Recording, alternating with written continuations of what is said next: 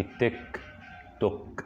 الاسم ده يعني بقى عامل زي رنة التليفون، بقى كله دلوقتي بيعمل فيديوز على التيك توك، وبقى كله عنده محتوى على التيك توك. فقلت اجرب التيك توك، حملت التيك توك وبالفعل نزلت فيديوز، مش هضحك عليك.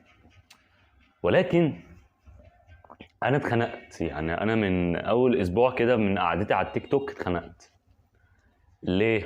هحكي لك بقى. طبعا هو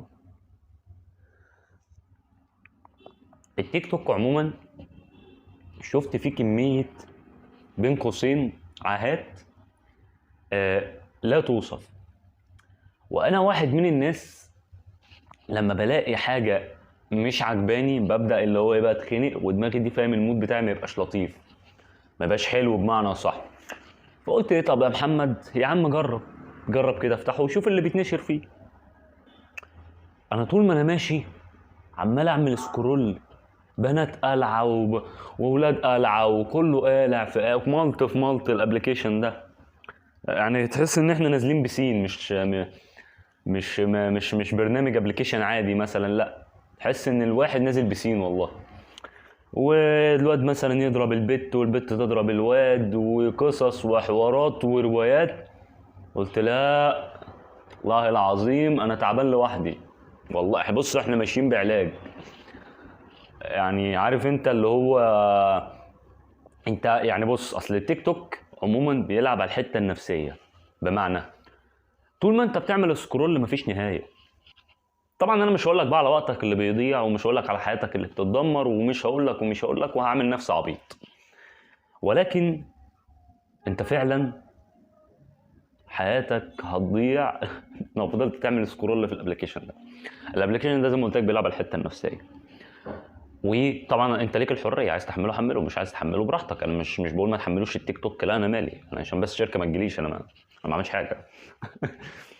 فالمهم انا عن نفسي كمحمد علاء ما عجبنيش خالص، يعني ما عجبنيش الوضع اللي شفته فيه.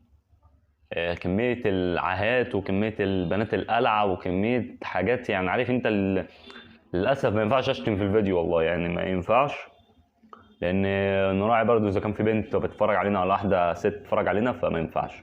ولكن انا كمحمد علاء ما عجبنيش الابلكيشن خالص.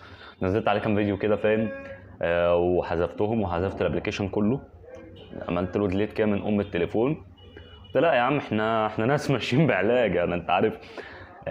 تخش تلاقي مثلا بنت بتحكي مشكلتها مع الواد. طب انا مالي انا كمحمد علاء مالي، يعني انا مالي. احنا فينا مشاكل الدنيا والاخره ومكتئبين اكتئاب لا يوصف، فاهمين؟ ليه تيجي تحكي لي مشاكلك؟ انا مالي يا ستي، ده انت ايه الرخامه دي يا بنت رزله كده؟ انا والله لا اعرف اساميهم يعني، فاهم؟ بفتح الاكونت بتاع اخويا لقيته متابع 4200 واحد. 4000 ده انت عارف تيك توك يا جماعه دول نمل والله العظيم، نمل، يعني كميه عاهات لا توصف يعني. و يعني انا والله بحكي تجربتي وهي دي التجربه يعني. فانا عن نفسي الابلكيشن ما عجبنيش نهائي يا جماعه. بس يا شباب يعني يا ريت يكون كان فيديو ظريف كده ولطيف معاكم. طبعا لو انت حسيت باي استفاده من القناه بتاعتنا يعني يا ريت تنزل تشترك وتحط لايك. السلام عليكم، باي باي يا شباب.